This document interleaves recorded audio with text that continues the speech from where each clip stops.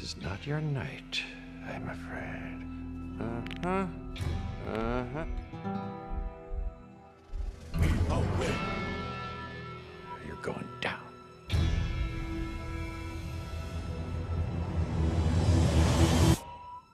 Go.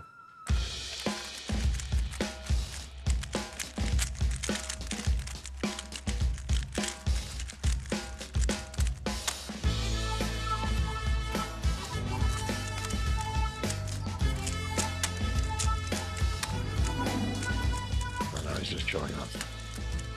I mean, I never stood a chance. Why'd I agree to do this?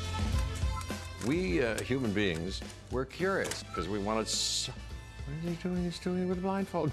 Oh, my golly. You know, we want to solve things. From inventing tools to breaking codes, solving puzzles has always been part of our DNA. Hooray! I've got it! And our obsession to crack conundrums fuels an industry that's worth $688 million a year.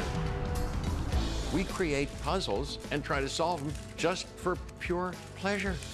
And looking at this fella, maybe some of us are just kind of freakily hardwired to be better at this kind of thing. Now the question is why? Let's solve the puzzle of why we like puzzles so much.